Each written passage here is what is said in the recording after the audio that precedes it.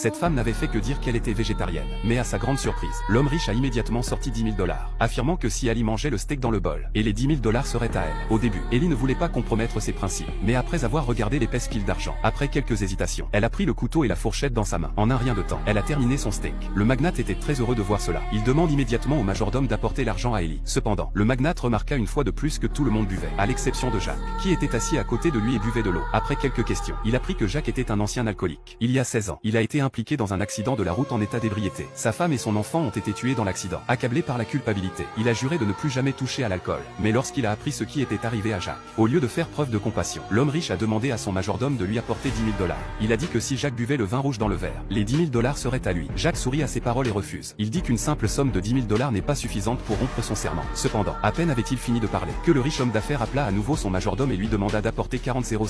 Il a dit que si Jacques finissait la bouteille de vin devant lui, il pourrait avoir les 50 000 $. La tentation de l'argent devant lui était si grande. Le cœur de Jacques était plein de tourments. D'un côté, les principes qu'il avait défendus pendant des années. De l'autre, un tas d'argent. Après bien des hésitations, Jacques décide de prendre la bouteille de vin et de la boire d'un trait devant tout le monde. Il réussit ainsi à obtenir la récompense de 50 000 $. En voyant un tel hypocrite, l'homme riche rit à gorge déployée. Il est vrai que l'on peut faire tout ce que l'on veut avec de l'argent. Les croyances et les principes s'achètent. Puis il a demandé à ses hommes d'enlever la vaisselle. Et le magnate cessa de tourner autour du pot. Il a avoué pourquoi il vous invitait tous ici. Le magnate savait très bien qu'ils étaient tous au plus bas de l'échelle sociale. Il a compris qu'ils étaient tous préoccupés par l'argent. Cependant, le riche a invité tout le monde à venir afin d'aider chacun à résoudre ce problème. Il leur a dit qu'il n'avait qu'à participer à un jeu. Il a promis que personne ne rentrerait chez lui les mains vides. Et que le gagnant final recevrait un grand prix de 3 millions de $. Et le jeu est extrêmement simple. Pour que tout le monde comprenne mieux, le magnate a même donné un exemple. Travis, would you rather kiss Iris or Peter?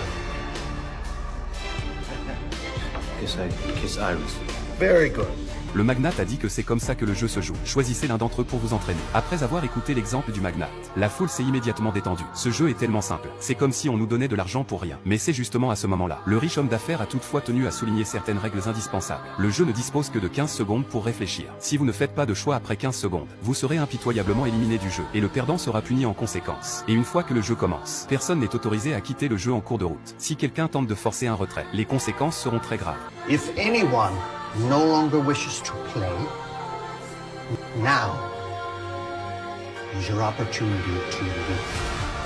Dès que le magnate a parlé, que Jacques, assis à côté, voulut prendre les 50 000 $ et partir. Mais pensant que le dernier gagnant remporterait 3 millions de $, Jacques, qui a toujours été obsédé par l'argent, décide de rester et de tenter sa chance. Voyant que personne ne s'y oppose, le magnate annonce